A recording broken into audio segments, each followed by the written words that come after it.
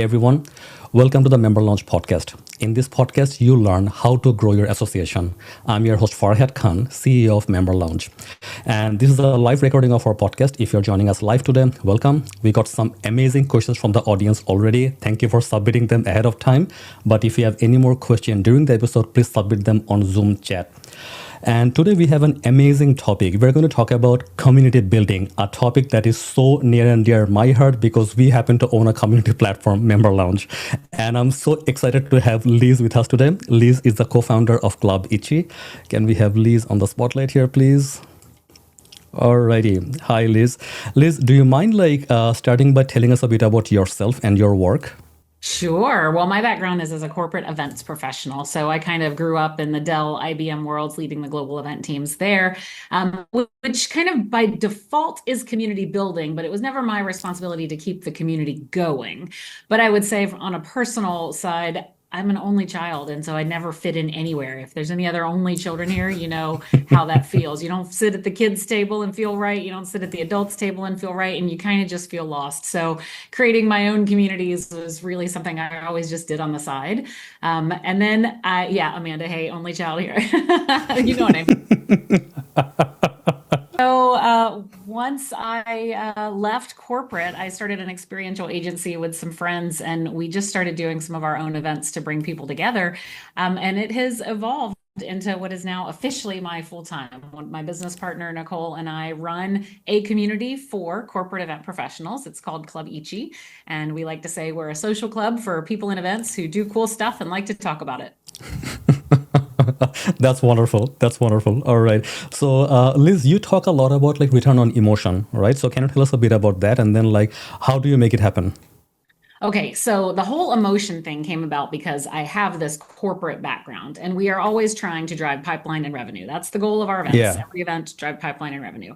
But you need those big wow moments, and most events do it with some expensive concert, with some expensive whatever. What's the ROI of throwing a concert? I don't know, nothing. Yeah. Is it the same as the ROI you get from putting people in a room with cheese cubes and wine? Probably, honestly. So what are we really trying to do with this? So what we were trying to figure out is, we're measuring ROO and ROI and ROX. So we're measuring a return on everything. But what's the return on emotion? And more than that, what emotions do you actually need to evoke in order to create the environment for connection that drives business? That was the important part, because there was all this research studies that, they were saying 95% of decisions are based on emotion and, all the stuff. Yeah. No one told you what emotions. So we actually did a year-long research study where we created 4 virtual events and then built out this whole structure for what the emotions needed to be in these little online conferences that helped people create connection, that moved the business forward. And then we tried them out in-person events to see if they were still the same, and they are. So my business partner, Nicole, and I, we theorized that it was happiness that was actually emotion you needed to create at events, because if people left happy, of course they'd do business with each other. We were kind of wrong. Kind of. It was 5 emotions. And my acronym for it is HAM with 3 A's, because I now like to say that emotions bring home the bacon. So it is hopeful, adventurous, active, accepted, and motivated. Now, in the end, all of these emotions bring up oxytocin and dopamine and serotonin, which is the happiness chemical. So we weren't totally wrong. But if you think through those things, you need something that's going to give people the hope that there's a better tomorrow. Being around these people, coming to this event, learning something will give them hope that tomorrow will be better than today. Motivation, you got to give them a reason to go do something when this is all over. So they have to feel like there's a reason for action. Accepted, that's something that we often forget to do in events. We just create the event, we then throw them into a long registration line. Sometimes it's even frictionless, where they don't even see a person. They just go pick up their badge, and then they look at their phone to see if there's anyone else around. It's miserable. So acceptance is you're in the right place, you're with your people, do something to welcome them in, which of course also works with community, have an onboarding process. Active is the part. Too many events are just sit and get, come in here, sit in a room, listen to somebody talk to you from the stage, and they aren't participatory, where they've created unconference environments or roundtables or have the ability for people to actually contribute to the success of the experience. And then finally, the one that most of us forget is adventure. We are so over the same old conference, keynote, breakout, expo, concert, cheese cubes. Like you need something that's going to get you out of your comfort zone just a little. Even if it's watching someone else do it, that actually works. So if you've watched that TV show Hot Ones where people eat progressively hotter wings while being interviewed, so we've seen, keynote sessions where they are doing a fireside chat, but they're interviewing their guest while they're having to eat hotter and hotter chicken wings. And even if it's just them having the adventure, the people in the audience lean in and listen to it and pay more attention because it's just a little bit different, right? So those 5 emotions, if you can craft an environment with hope, acceptance, activity, adventure, and motivation. Now you've got this environment for connection that makes people drop their walls and want to answer that phone call when you talk to them post event. So those are the emotions that drive business, and we call that ROE. That's great. That's great. I guess like Liz, we hold conferences in a certain way for a reason, right? Because like this is like proven to work. We have like breakout rooms. We have a keynote speaker. We have like sponsors and trade show booths, right? So what's wrong with the model, and like why can we not like make like add this ham like process to our current model? Like why are people not doing it? Oh, we totally can. I think people just don't know that it's necessary because we've done it this way for so long. And like you Mm, said, if it ain't broke, don't fix it. But I think it's broke.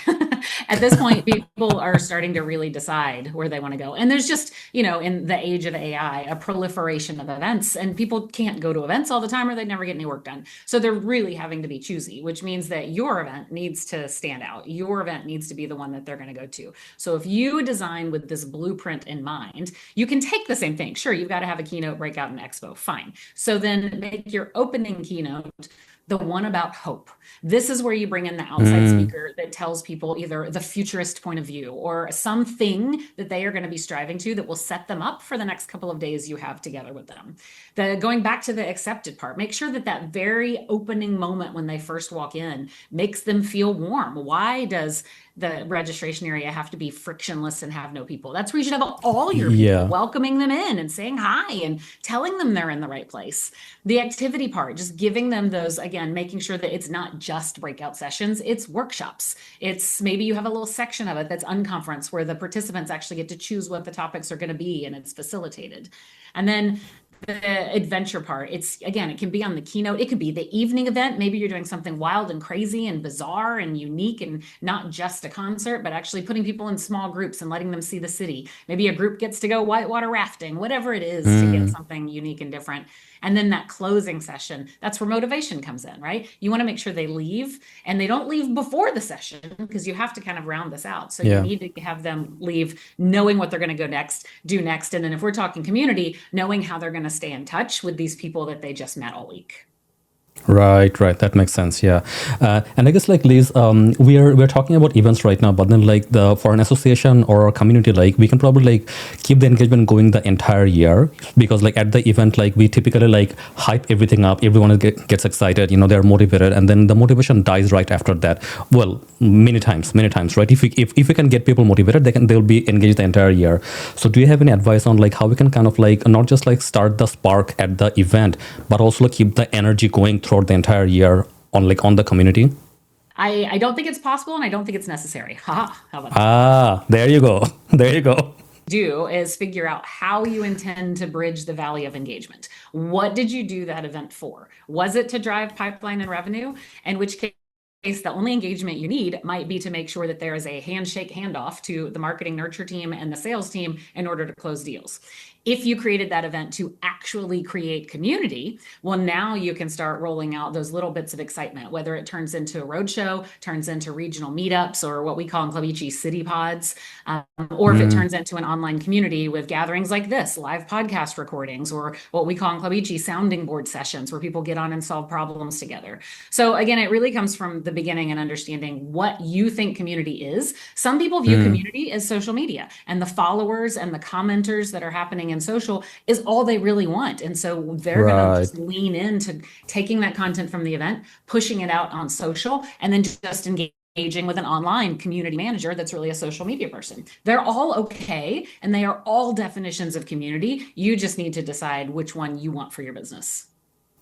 Got it. Got it. So, what are the different types of communities that you have come across normally? So, what we see in our world with associations is that like we would have conferences, and then like maybe like small, so like one big like AGM annual conference, and then maybe like one or two like smaller events like during the year on focus topics, and then in between there may be like webinars, and then to kind of like bridge all the gap, we have like an online community where people can kind of like be available on their own time. They post questions, they interact, right?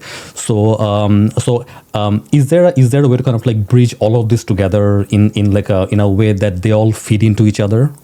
So this is one of the things that I call the 5 S's, and this is how we Ah. look at community. So I view this because I like these little mnemonic devices. So it is the show, the site, the sounding board, the shareable moment, and now I've forgotten my 5th S. The show, the site, oh, the series of gatherings, the sounding board, and the Mm, shareable moment. So the show is what is your top of funnel for the people who are not inside the community to be able to find you. So for you, it's a podcast. So it's a show people can mm, come across. They can listen to a podcast and they can go, oh, I'd like to learn more about this. And they can dig a mm, little deeper. The site is this asynchronous place where they can gather. Maybe it's an online community platform. Maybe it's a Facebook group. Maybe it's just your YouTube channel and people are talking in there. But where's the site that they can get to each other?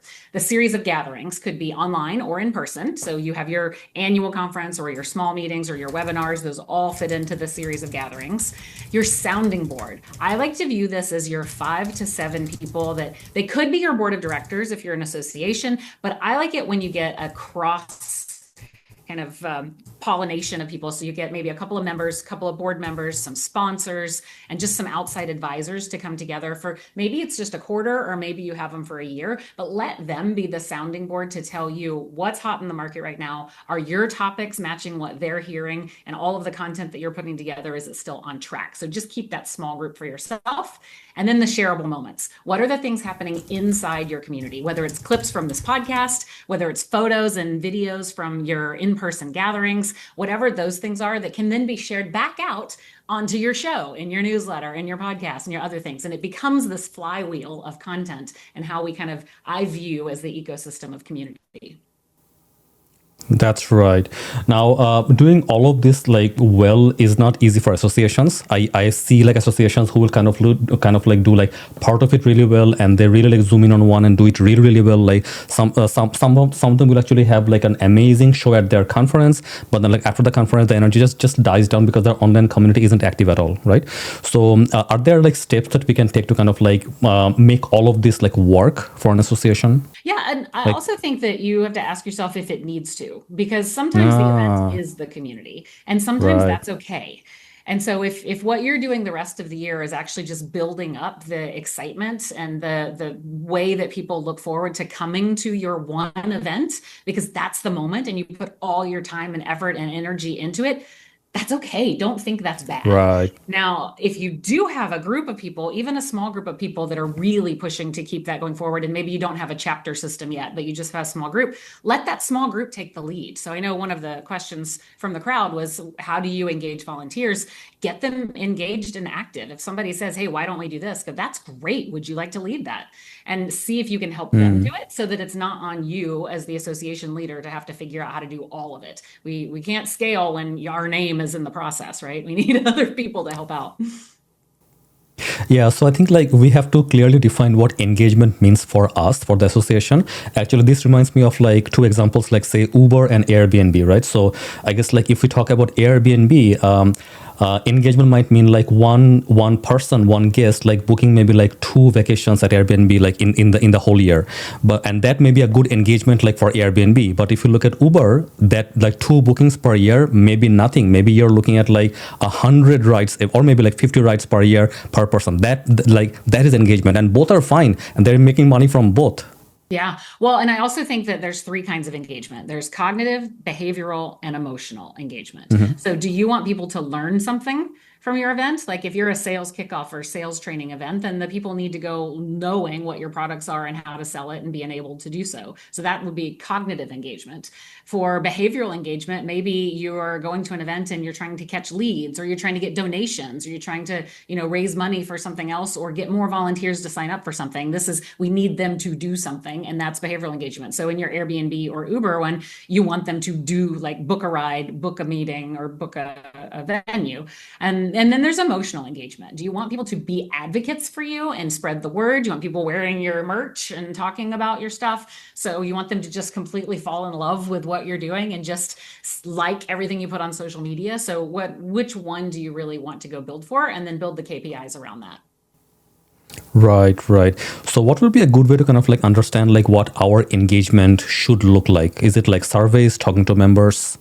No, you decide that yourself. Your engagement should be what do you think the metrics are that are going to drive success? So if your organization is based on membership and sponsorship, then your engagement metrics are you need the right kind of member who is going to attract the right kind of sponsor, because the sponsors have an ICP. They have their, their person that they're looking for. And so your members need to be those people in order to get more sponsors. Therefore, your engagement, whole plan of engagement needs to focus on how do we get more of those coming in? And is that through testimonials and those, shareable moments, again, that we're going to put out there of why it's so important to be a part of this community?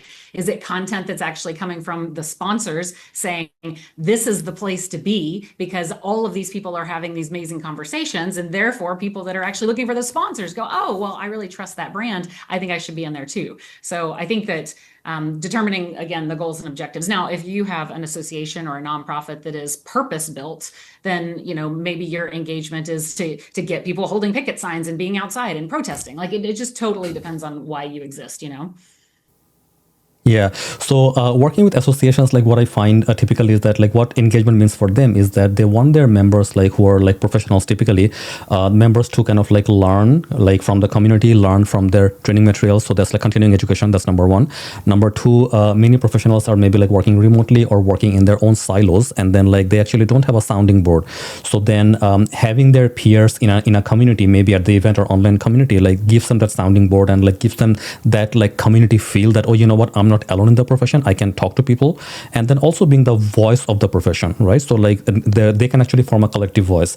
And then finally, I guess like the engagement with the sponsors as well, that being able to like find relevant like vendors, relevant partners for them to grow their presence, grow their business overall. So this is what we typically like find engagement means at like but at varying levels though. So like some associations will actually want like more engagement like for continuing education. Some will want like more community, which is emotional, right? Some will focus more on sponsors. So that's what we feel in general. But like I'll open it up to the audience as well. Like if you have any questions on like, or like how do you define engagement for yourself? I think please type on chat and we will actually like jump on that. Yeah, and also when you're looking for communities yourself, they say there are three types of communities: a community of purpose, community of practice, and a community of product. So if you have a community platform that you are selling that is a SaaS platform, you might have a community of product where people are coming in, sharing best practices of how they're using your product, sharing stories of their successful community and how they're driving engagement and how they're driving new members. If you have a community of product, or if you have a product, but you're not trying to build that kind of help support system, you're trying to help the people at a higher level of the job, you might have a community of practice for community managers. And so they are coming in, sharing more, strategic conversations around how are you getting sponsors and how are you, crafting events to make sure that people are returning to them. And so that's a community of practice or a community of purpose. Again, that's when we go to maybe charitable organizations or even like pop-up organizations that happen after a natural disaster or something like that. So they have a goal, they have a purpose, and oftentimes they exist for a short period of time and then can go away after that. Right. Now, one thing we often find, Liz, is that like many associations will have an online community, but then like they are not actually able to like keep the online community active. They feel like the online community is very important to them because that way, because many members are remote, they're like geographically dispersed, they're national, they're maybe like across the state, and they cannot meet all the time, but they do have the need to speak to their peers and everything else. So keeping an online community active has been a challenge, like for many of them. Would you have any advice on that? Again, coming back to what do you define as active? I think one of the challenges that we had with Club Ichi, to be perfectly clear and honest about it, was message boards don't feel active. If you put a question out Yeah. there and you get one like and one comment, that feels like, why am I here? This place is completely dead. But in Yes. Slack, if you ask something in Slack and you get a like and a comment, you think, wow, that was instantaneous and amazing, and I'm going to do that again. So we have both. We have an online community and a Slack channel, and we use the online community for information and the Slack channel for conversation, because it's totally a psychological thing for our people and the way that they engage. So understanding the type of people that you have, and if they're not message board people, determine what it is that they do need. Maybe they need training and classes and lessons, and they'll use your online community to go learn those things, but they don't need to engage with the people through that. They just need access to the information that you're offering. And you have some other means of engagement for them when it comes to actually talking to each other. Right, right. So what we have found, like Liz, in our experience, is that like a Slack or a live like chat room didn't really work very well for a lot of associations, like mainly because like they're like very busy professionals and they're like at their work during the day, and they will often like want to engage on their own time, right? So and then like when you post something on Slack, you when we post a question right now, and then there are like 20 messages after that, and your original thread is lost, right? So then like you cannot find the answer in time when it's needed. It's so true. Then I And that's found that exactly like like yeah. you have to know how many members you have, how active are they? For Yeah. us, our ICP are corporate event professionals. So they're by default at their job at work, either on Slack or Teams. They're used to having that instant messaging way of life. And so having that as their way of engagement is already how they work. So for us, the cognitive shift of putting them on a platform and making them do a message board, they just weren't going to do it. So Right. understanding your audience and what they do. If you've got a bunch of folks who they're not going to do instant message, they're not going to do any sort of online platform, but maybe they actually read text messages, then maybe you need a texting system like Community or Concierge or some of those where you can push messages out and they can engage back with your message, not necessarily with each other. So just, exploring, and that is where your sounding board, your focus groups, the surveys will come in handy. How do they want to meet each other? I think it's really worth asking. Right, right. And another complaint that we hear often is that like members will often not remember to like post on the online community, like mainly because like maybe a member will actually have a question and she's pondering, okay, like how do I do this? And then like just one post on the community forum will actually like solve her problem, but she will not remember to post, or maybe they're hesitant. Mostly they won't remember, right? How do you solve that? Yeah. I think that it's not about not remembering. It's about not thinking of doing it because maybe you don't have current engagement. So this is where your community managers can get in there. Your membership managers can ask these questions when they're talking day to day with folks. Like, do you have a challenge that you're trying to get solved? I would love to pose that question to the community. And then you can take that as the community manager and say, hey, one of our members is trying to solve this problem, post it out there. And then you can go in the background and try to get some engagement and go to your board of directors, go to a few folks and go, hey, Maria has this question up here. I just put it on the community platform. Here's the link to it. Will you go drop in an answer? So you do have to kind of prime the pump a little bit on some of these things to get people used to doing it. It's not a natural behavior for a lot of folks, I think. Right, right. So what you're saying is that like just by having an online community, like we cannot expect engagement. There has to be a community manager they do not or come. staff. No. If you build it, they do not come. There you go. There you go. If you build it, they do not come. Right, right, right. So there has to be a community manager or staff who's kind of like actively engaging and making the connection. That is the number one failure I see in communities is when no one's leading it. Because especially in the event world, this is the biggest problem. We throw the most amazing, wonderful, fantastic events. And then, like you said, everything dies. And everybody's like, well, where'd the community go? I don't know. Did we have a community manager? No, we had an event manager, a sales manager, a marketing manager. We didn't have a community manager. So that's why it died. So you have to have a face. You have to have a person. And it can't just be an AI bot. That's not how you build community. No. There has to be someone to draw people in. Right, right. And probably it's like more than one person, right? So maybe like it's a community manager and then a group of staff or volunteers who are driving the engagement, who are making the connection between people.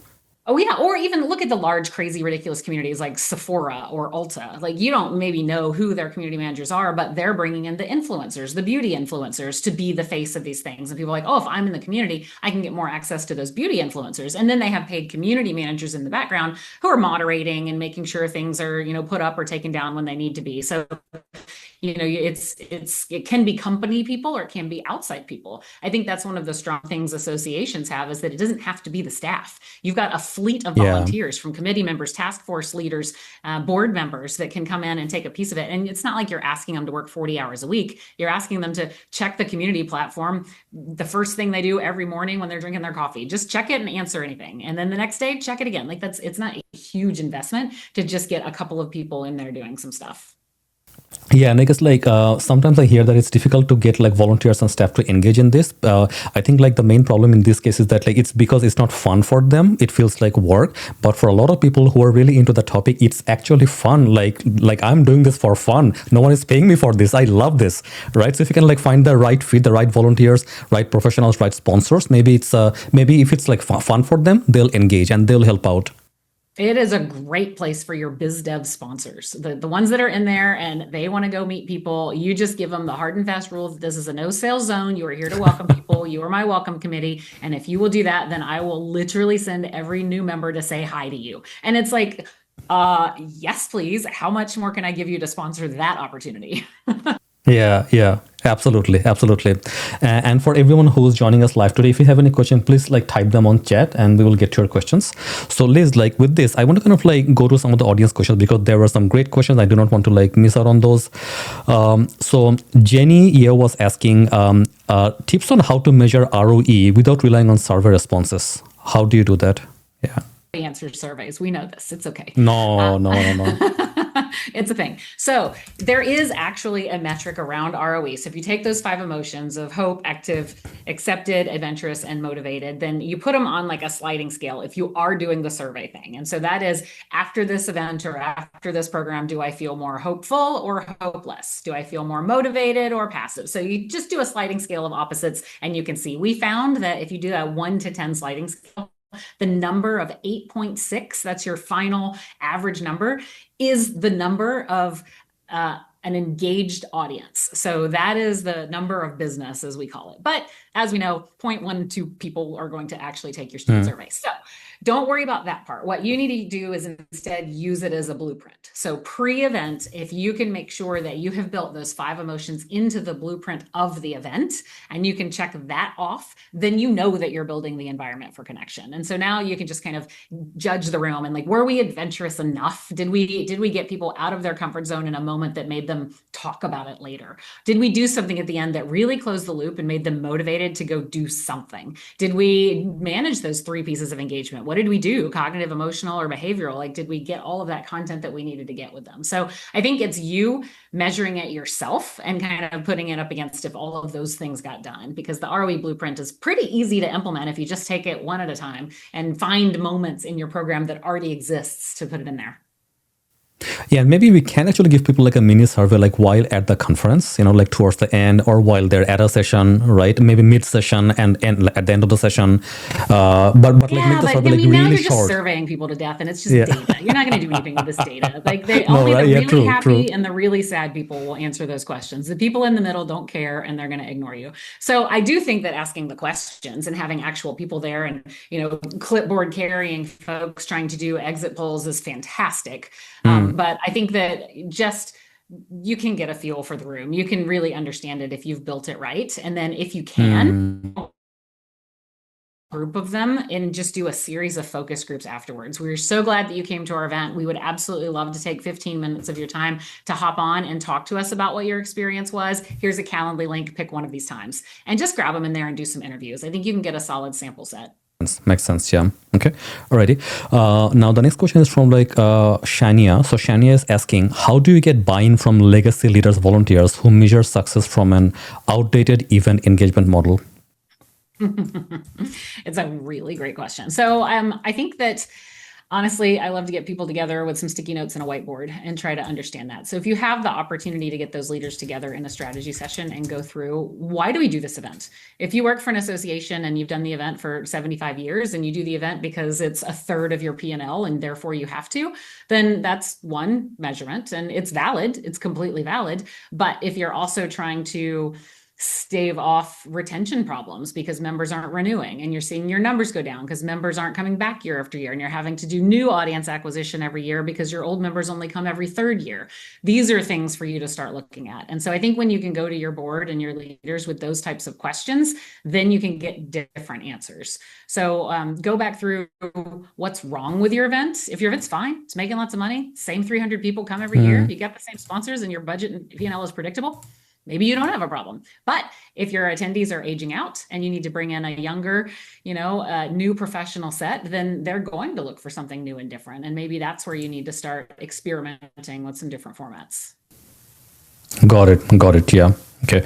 Now, another thing that actually comes to mind, like for this, is that like we often want to. So when we're like making trying to propose a change or make a change happen in change management, we propose something, and then like there's like someone very vocal and completely pushing against it, right? And then like we try to like convince that person to kind of like change their mind and whatnot, and that usually never works. Yeah. So we have to like, when doing change management or making big changes like this, we kind of like have to like find the people who are more in the middle. So maybe like some people are completely against you, but there are some people who are more in the middle. If you can go and convince the people in the middle, then slowly you can actually convince the others as well. And I've seen like in change management projects that this works like wonders. And then over time, once you and then like so they are the swing votes. They're the swing votes in election, right? That's how elections are won in general. So I find like that works as well. That as opposed to like trying to convince who are completely against you, try to convince the people who are more in the middle. I think that's right. But I think also the big detractors, it's less about trying to convince them and more about trying to understand them.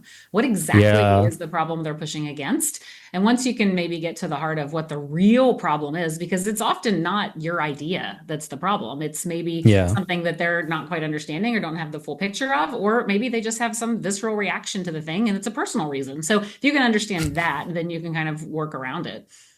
Yeah. Okay, that makes sense. Alrighty. So the next question we have is from Judy, and Judy is asking, can you give me some tips for building ROE into a fairly disengaged online community that has lacked care and feeding? We talked about that briefly, but let's like talk about this one more time a little more. Yeah, well, I think the care and feeding part is really interesting because this comes back to, again, with my mnemonic devices, I call it the 5 C's. This is my 5 C's of community. Okay. And that is... Let's see, I haven't talked about my 5 C's in a minute. See if I can remember all my 5 C's. Care, collaborate, co-create, converse, and connect. So this is how we build all of our programs, online, in person, anywhere you can. So care comes from who in your organization cares about these people. And if it's no one, then you probably have a problem. But you have to find the person who's going to be the face of this and who's going to be the one that people can come to. So who cares? And then can you create an environment where the people that are coming to it also care about what's going on, right? The next one is collaborate. What can you do within your community that gets the people doing something together? So we like to do this thing. We call it a spontaneous think tank. We use these big giant sticky notes, the 6x8s. We get everybody together on our opening day and we fill what we call the wall of woes. We ask everybody, what challenge are you here to solve while you're here with us? And they fill the wall of woes, every problem that they've got. And you can take 20 minutes, you can take a whole day, whatever it is, you just have your wall of woes. And then we ask folks, what expertise do you have? Or have you seen a problem over here that you've solved? If so, write your name and that challenge over on another wall. And that is our wall of wisdom. And now we have basically this huge networking wall with people who have solved all of these problems, people you can turn to. So this creates an environment for a little bit of asynchronous networking because you've got people together looking at the wall of woes and putting check marks on, oh my God, I have that problem. Oh, I have that problem too. And they're starting conversations. And then you go over to the wall of wisdom and you're like, oh my gosh, I need to talk to Sally. How do I find Sally? Is she in the app? Let's see. And you have that moment. So collaboration happened when you put those things on the wall. The next thing is co-creation. So during your conference, can you now have some peer-to-peer birds of a feather think tank sessions where you go, Sally, I see that you solved this problem and a whole lot of people on this wall have it. Will you lead a think tank conversation in the session and put them together and start creating these moments? And maybe it's just 30 minutes of your whole conference, whatever it is, but allowing some of those experts to create those table topic moments. So this is the co-creation part. The conversation is, of course, the environment you're creating for. So to converse is how you get people together. If you just put them in a room, they're all facing the same way, and the only one talking is the guy on stage, well, you didn't really have a lot of conversation, or the fifth C, connection. So most people think when you create an event, it's for connection, but connection's actually the byproduct of your event. It's not what happens along the way. So once you've done those other 4 C's, you now have created the opportunity for connection. So I think that whether it's an online community or an in-person event, or even small gathering, I think there's opportunity to kind of take those 5 C's and put them into action. Liz, I love the idea of like the woos and the wisdoms, like maybe if you could do it like in a lot of like the breakout session, that like what are your challenges, write them down up there, and like what wisdom have you actually found. I think it'll actually make the breakout session like much more engaging. Absolutely. And I will caution you, because every single person that I've ever met that has some sort of excitement about technology will say, let's put it in the app. Don't put it in the app. Use sticky notes, use whiteboards, use physical pen and paper. Yes. People want to engage. They need to engage, and having that tactile moment of putting things on a wall changes everything. Yeah. Actually, this happened to us once. So I was a sponsor and a speaker like at one of the big conferences, and then like at the end of the like conference on the last day, they actually had a networking session between the sponsor speakers and then like the attendees. And they actually had like tables assigned, that like each table will actually have either one speaker or one sponsor, and then like people huddling around them. And then how to find your table, that was on the app, and no one could find their table. Oh my God, it took us so long. I'm like, where is my table? Where is the button on the app? And then we just couldn't find our table. I'm like, oh my God, this is so simple. Table and tell us your number. That's all they needed. But they tried to be like very fancy. It was on the app and no one could find their table. In the end, like we had some spontaneous connection that I was sitting there. Some people knew me, so they just like came and sat with me, So I was able to like build on the connection I made the day before, which still worked. You're so right. This is a problem when we get a whole technology conversation of when the app is built for engagement and not for behavior, and they just do it wrong. Yeah, absolutely. All right. So now we have a very interesting question from, is it Kayla? Kayla, yeah. So Kayla is asking, how do I stand out among the noise and huge amounts of information and organization out there? Isn't this everyone's problem? Because oh my God, is right now we are in the attention currency economy, right? We are all vying for attention. So I think, so our kind of way of viewing it is intention over attention. So what are you doing and who are you doing it for? Because if you can build your niche market and you can build your niche message, then that's how you're going to start growing it. Because if you try to be everything for everyone, and you could swap your logo out for someone else's logo because the AI slop that you're putting out there looks the same as everyone else, you're never going to fight through it, right? But if you can truly know who your ICP is, who is that ideal client profile that you are trying to get into your community and into your events, and actually talk to their pain points. So like right now, I've been on LinkedIn talking about participation and how events need to be more participatory, and how event people need to design their events so that people can talk to each other, because people are only going to events right now to talk to each other. And yet I got pushback from folks in my community going, cool, Liz, I really appreciate you saying that, because I as an attendee agree and understand, but it's not my job to design the participatory program. It's not my job to run the community. And I was just hit with a layoff, so I lost 2 team members, and I had to take over their events, and I have less budget, and I have to do more and more. My job is to get the events done and survive. So understanding that now I know their pain point is not participation, it's an attendee pain point, but the event professional who I'm actually trying to get into my community, their pain point is overwork, overwhelm, under-resource, under budget. So I can talk to those pain points and really attract the people that want to have those types of conversations in my community. So that's how I think you stand out, is to really niche down. Yeah, and I guess like just to like comment on this as well, like we have so many people attending our webinar today, our live podcast today, right? So you didn't have to be here, right? So there are many other things that you could actually do, but I think that you came here to learn about something. And what we have done is that like we collect so much data from all of our audience, our community overall, like every single event, every time we speak to people, we actually like collect the data. What are your pain points? Please tell us. And then every single episode for the podcast or the webinar that we have, they're very carefully crafted with intention solution to solve a pain point that you, our audience, has. So every single event actually is very carefully curated. And I think like whenever you actually focus on the intention, like what Liz just said, I think like the rest of the problem will just go away. If you solve the right problem for the right people, they will just come to you. Mm-hmm. Yeah, I mean, it's not that easy, but yes.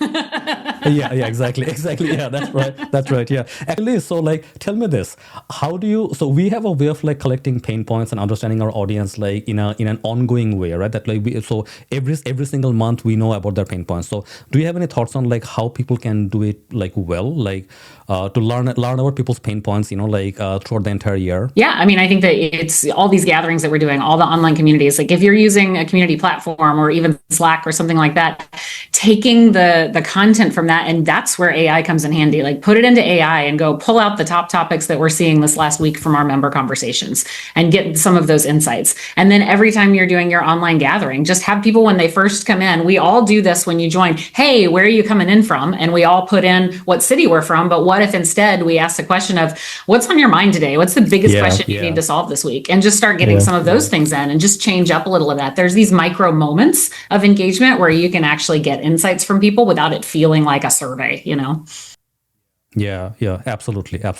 So our way of collecting like this data is that like whenever someone signs up for our events, for this webinar or for this podcast, on the sign up page we have a required field that says like, do you have a question on this topic? And everyone, if you want to attend the event, you have to submit a question. It's a required field, and as a result, we have actually collected like thousands of questions from our audience, and we actually use them to create our future content, and that has worked out really well for us. I think that's great. Putting it in the registration form, and even though I say don't use an app, don't use any of that to capture those questions because I like the sticky notes, we also put it in the registration just so they're already thinking that way. So what challenge are you here to solve? What do you really wish that you could get solved by the end of this event, so that they're already thinking about why they're coming, and just a little psychological twist for it, and of course insight for us. Yeah, for sure. Yeah. Okay. Sounds good.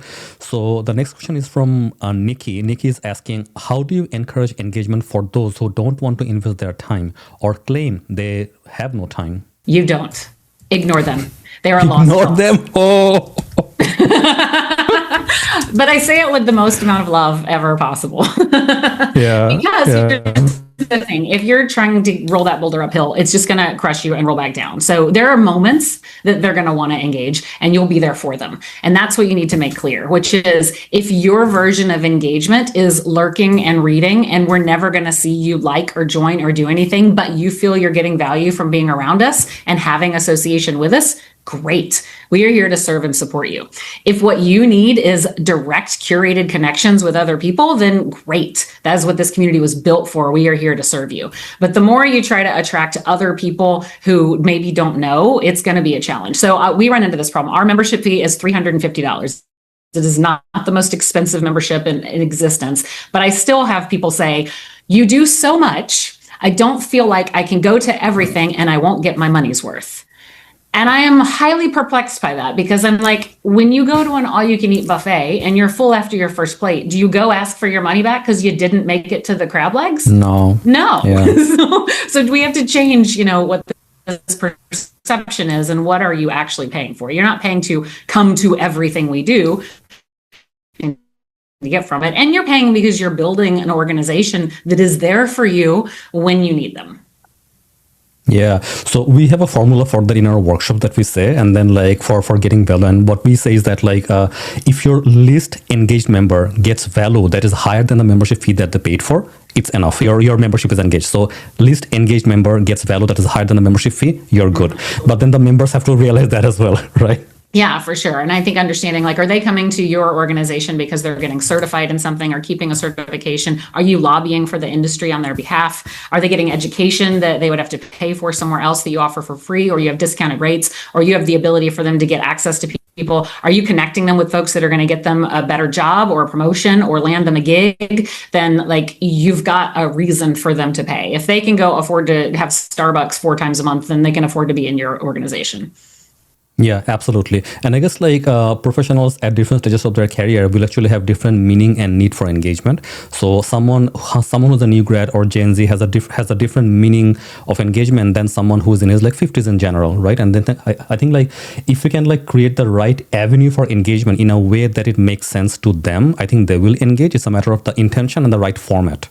Absolutely. Yeah. And that's where I think you go back to niching down, right? So when you are able to niche down, then you understand exactly who your target is and how they're going to engage, whether it's demographically or psychographically or value graphically, figuring it out.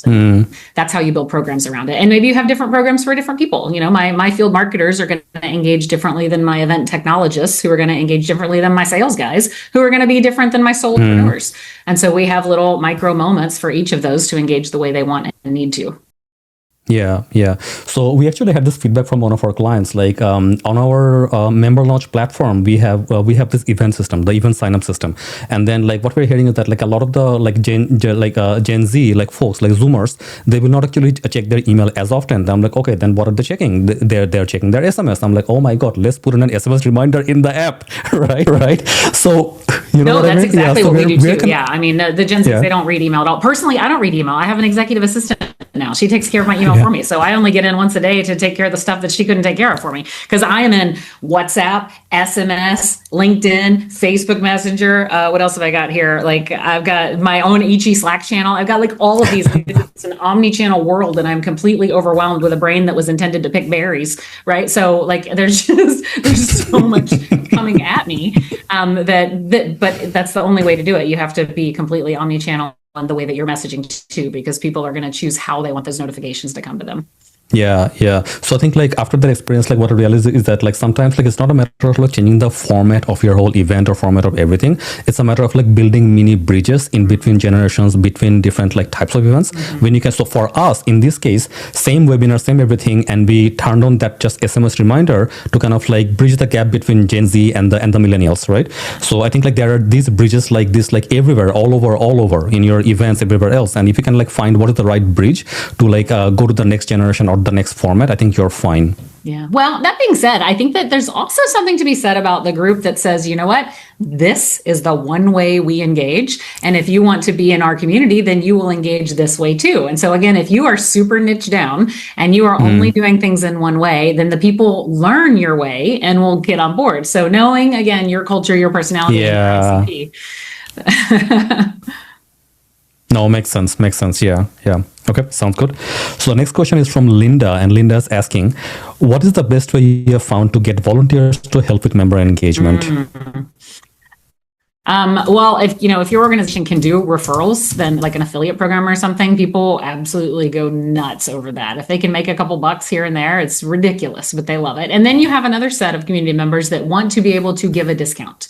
So when I talk about that sounding or the shareable moments, I call it amplifying your eminence, because some of the members really want to feel like they're doing good by saying, hey, because I'm in this organization, I'm able to give out a 10% discount.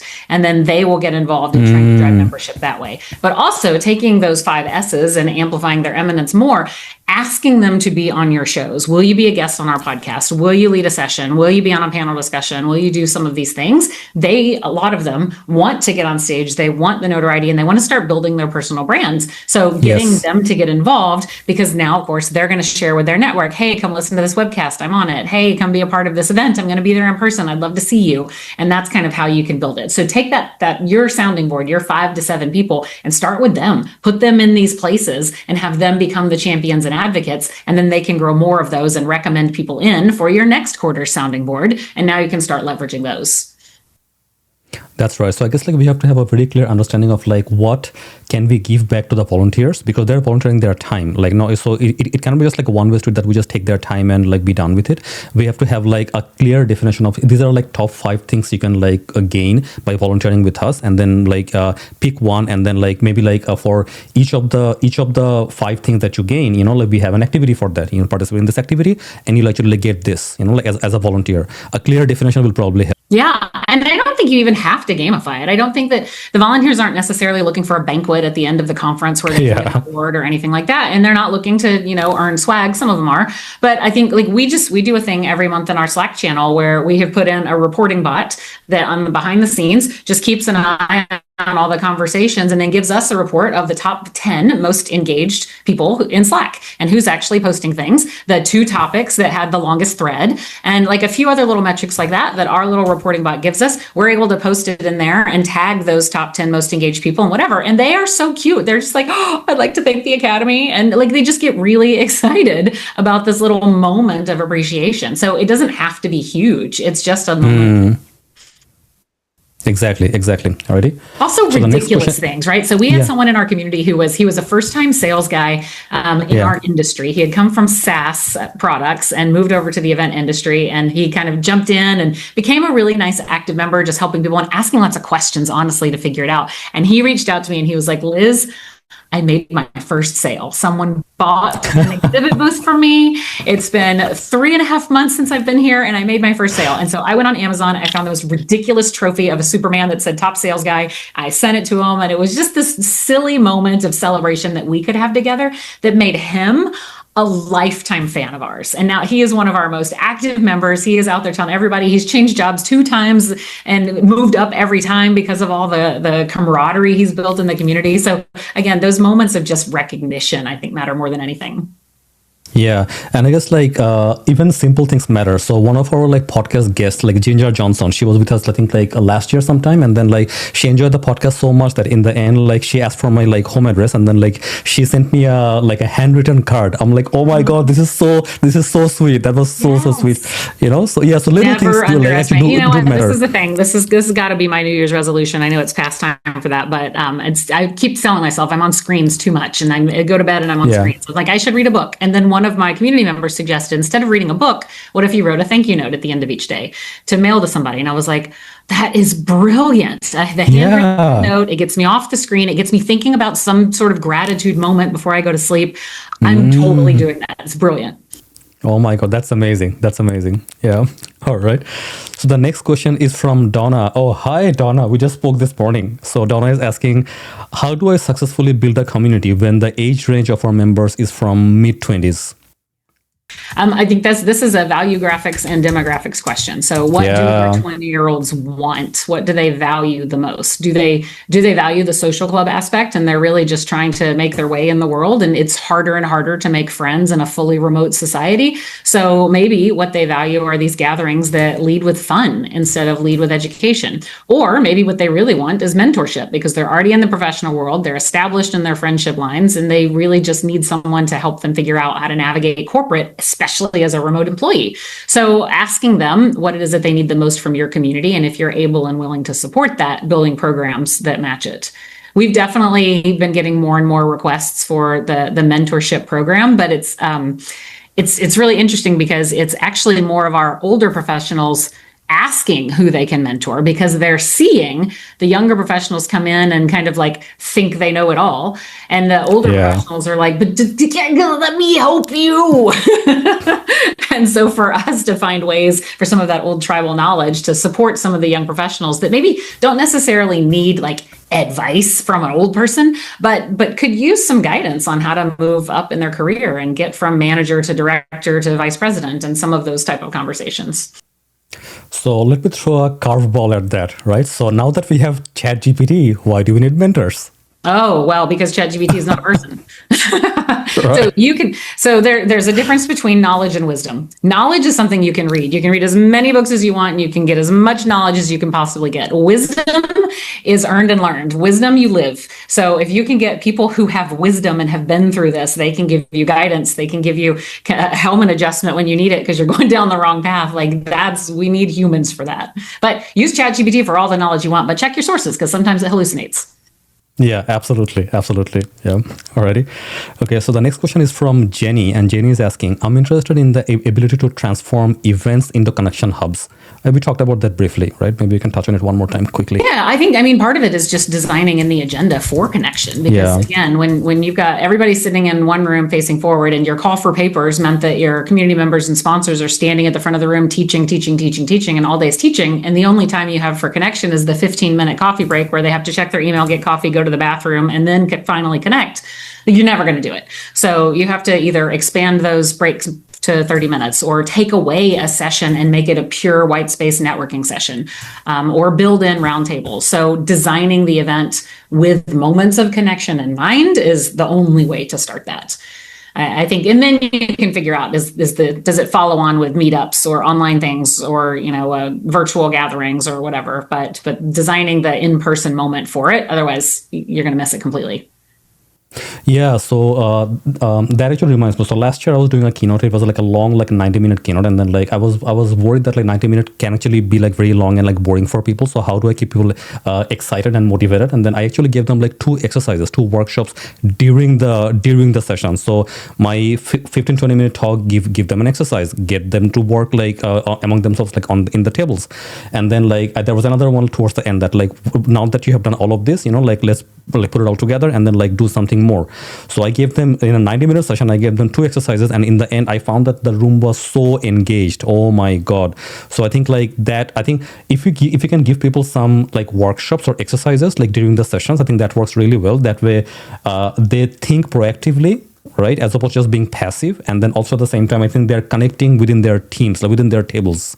Yeah. Oh, my favorite keynote that I ever gave, the room was set up to be a whole bunch of mini little living rooms. So they were little vignettes of a couch and 2 chairs and a little coffee table, and they were just all over the room. I think it was a small event, obviously, like 200 people or so. But they had brought in furniture to make it like that, so that we could do part of our thing at the front, and then say, now turn to your group and work this through, or have this conversation. Okay, now come up, and then we set up the next thing, and then they turn to their group. And it's not just a 72-inch round with a big thing of flowers in the middle. It was actually little living room sets, and it completely changed how the room engaged. It was beautiful.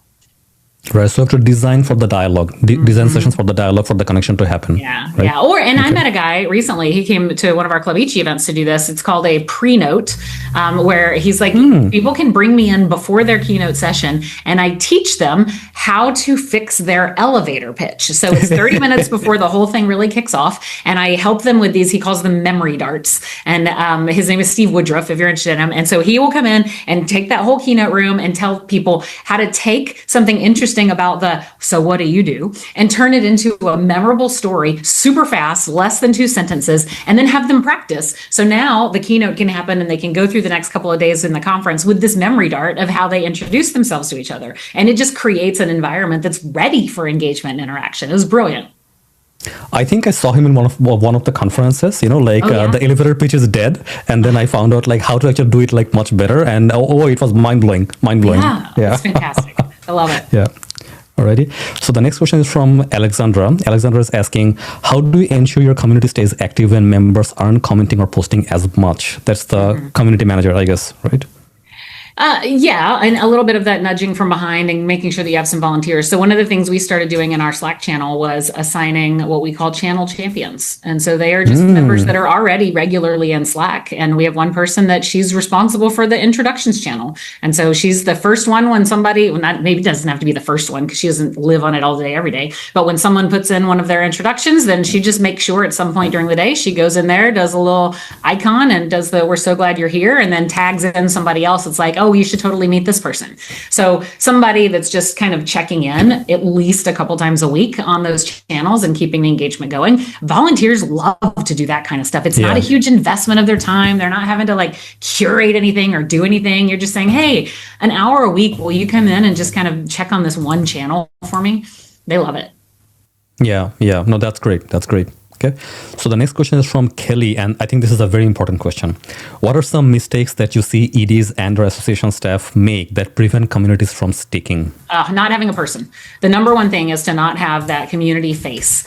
I think when people start to believe that the community will run on its own, it won't. When people start to believe that the community can just, live with the AI bot just nudging people, or you put, like if you have Slack, putting donut in and just assuming people are going to go manage each other, or if you have some AI bot inside your platform and it's supposed to nudge people, it's not going to work. You have to have a face. You have to have a person. Now, it doesn't have to be an employee. Remember, as I was saying before, it could be a volunteer. It could be an industry influencer. There are lots of micro influencers within whatever association industry that you're a part of. Bringing some of them in to just kind of be that person to welcome people in and talk about it. Even if it's just a video saying, hey, I am one of the members of this association and I've been really, really loving my time here. I've been a member for 20 years and I welcome you in. You can find me in this area of the community. I always check in at least once a week. Something like that has a face is highly, highly, highly valuable. Got it. Yeah. So, Liz, we actually have a feature on our platform as well, which is really like AI. So, and like, I'll let you, like critique this in general, Okay. right? So that the feature that we have is called Expert Connections AI. So what that does is that like our professionals are very busy, so they're not like sitting watching like every single post every single time. But whenever someone makes a post, like with AI, we find who are the most likely people to know about that topic, and we notify them directly, even if they're not following that channel, right? Yep. And then like the people, the original poster also can see who got notified, and they can like connect like themselves manually, right? Yeah. So is this a good approach or not? I think that's great, but I don't think it replaces people. So I think as far as helping people find each other, which is the intent of it.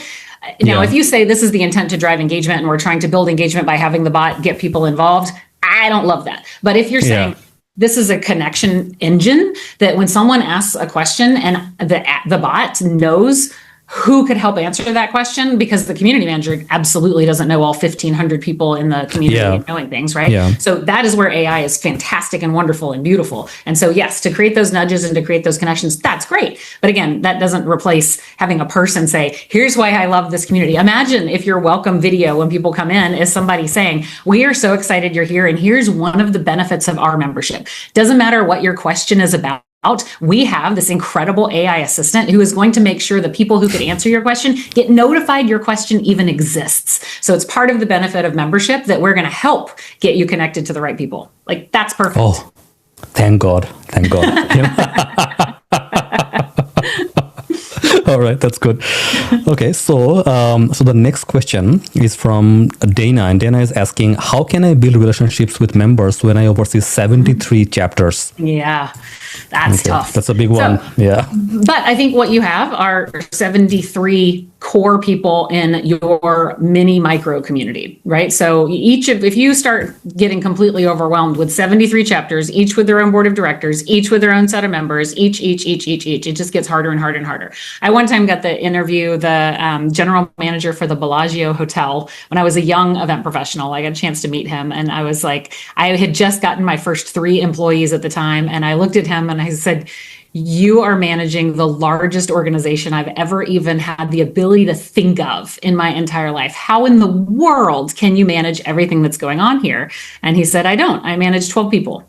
And then they each manage 24 people. And then they each manage 72 people. And then they so he's, you keep tabs on what you need to keep tabs on. So if you've got 73 chapters, what you really have are 73 presidents. And those presidents are your community. And now you can enable those presidents to support the other board of directors, and you're doing all sorts of enablement for the rest of them. But try not to let yourself get overwhelmed with just the vast volume of what it means to have a chapter, and make it more of a micro community for you. Yeah, so I guess the whole point here is that design an SOP, design a system that you have seen to work, and then give that system to your community managers, or maybe to your chapter presidents, and make them implement that SOP. Yeah, you find one chapter that's doing it amazingly, well, then they get to be the guest speaker at your next president's gathering so that they can say how their chapter's running. So again, if you just take that community and have those 73 presidents talking to each other about how they're running things and then taking things back to their boards, then yes, like you said, it's just kind of like building the SOPs and then having them share best practices. That's wonderful. Alrighty. So before we wrap up for today, I just want to open the floor to the audience for questions one more time. So if you have any question, please type on chat and we'll get to it. But even without that, can you please type what's one key takeaway you have learned today? Everyone, please just type one key takeaway. My biggest takeaway today, I think, is intent over attention. If your intention is good, if you're designing everything well, then the results will just come. So if you don't mind typing on chat, what's your biggest takeaway? All right. So while we're doing that, Camille, implementing the 5 C's. There you go. Hi, Camille. Hi again. Good to see you here. All right. We have a community here, Liz. See, this is active. That's what this is all about. Absolutely. Yeah. So Liz, so now if someone is trying to kind of implement this from the beginning right now, so say they have a disengaged community, or then there hasn't been enough love, care put into the community, right? Where should they start? To just reignite a community? Reignite, yeah. Yeah. So in this conversation that we're having, is this an online community that has currently existed, or is this a physical event that happens? Where are we starting this one? Let's say online, because the physical events are typically like they somewhat work, but the online is where people are actually suffering the most. Okay. I think that we start with content and what's going to bring people together. So if we've got a platform and people aren't coming in and engaging on the platform, the ability to bring people into the platform is what you're trying to do. And that you're going to draw them in with content, which will then bring them into conversation. So figure out who your face is, and your face needs to be out there inviting people. So it's horrible to have to say, but even when I do an in-person event where I want to get 20 people, I probably send over 300 LinkedIn direct messages to get 20 people to say yes. That is the nature of the world today. And so when you're trying to get people to come into something, it is a never-ending process to continue to invite. So if you create content in there that people are going to want to come through, whether you're doing paid ads or you're doing personal outreach or you're getting your board of directors to go invite more people, have them come in for the content first. So if that content is a live event, then that's even better. So if you can say, we are going to put together this program, it's happening live inside our platform, and get people to come in for that. So now they have it. But if your platform doesn't, have virtual event tools, putting videos up there saying that you've got this, self-serve five-step program in there to do blah, blah, blah for your community, then having people get in it. Now you can start getting a conversation. So just have that lightning bolt moment to bring them in, I think, is the first reason. Because when people just pop into your community and see that nothing's going on, there's no reason for them to be there. No reason, yeah. Have the moment, I think. Right. So focus on the content first, like meaningful content, and then like connection will happen after that, right? Yes. Yeah. Okay. Alrighty, sounds good. Alrighty, so I think like with that, like we'll like wrap up for today. But like if you have like one key takeaway list for our audience, what would that be for today? I think you guys are doing the most amazing work ever, the most important work that exists, which is bringing people together. We are, again, whether it's for product, for purpose, or for practice, everyone needs people. We need villages more than ever. And that is my big thing this year, is village over broadcast. So we're creating content so that people can consume it and enjoy it. But the reason that we all exist is to get the people to other people. So keep going. You're doing great. It's hard work. And I see you and I hear you and I feel you, and you're doing amazing. Alrighty. So Liz, how can people like keep in touch with you? Oh, for me, you can find me on LinkedIn. I live and breathe LinkedIn. I am Liz Lathan on LinkedIn. And then if you're in the event world, come hang out with us at Club Ichi. It is weareichi.com. Ichi, I-C-H-I. It is the Japanese word for one, because we believe that we are one. But we put the word club in front of it, because if you Google Ichi, you just get a bunch of sushi restaurants. So we are Club Ichi. There you go. Do you feel like sharing your email as well if anyone wants to like send you an email? Oh, sure. I'm Liz at clubichi.com. Oh, that's easy peasy. Okay. It is easy peasy. Yeah. Alrighty. Good. So Liz, thank you so much for doing this. Like I felt like drinking off a fire hose. There was so much information I have to process now, like to create like a blog article from this or something else. Yeah. I can't even imagine. Thanks for letting me wax philosophical about community with you. This was great. No worries. Yeah, it was so much for me. I wonder like how much it was for the audience. For many of them, this is the first time they're listening to you. All right. Awesome. This is great. Alrighty. Thank you. Yeah. Okay. Thanks, Liz. So that was the episode with Liz today. And like building communities is always like fun, but can be a bit challenging as well for some of us. But I think like today's episode will actually give you some guidelines. So you can actually find the recording of this maybe after a couple of weeks. It won't be published right away. And then like we'll actually publish a blog article to go with the podcast as well. And of course, like if you have any question, please reach out to like Liz or myself to build your community. All right. With that, I wish you all the best with your membership and community journey. I'll see you next time. Bye for now.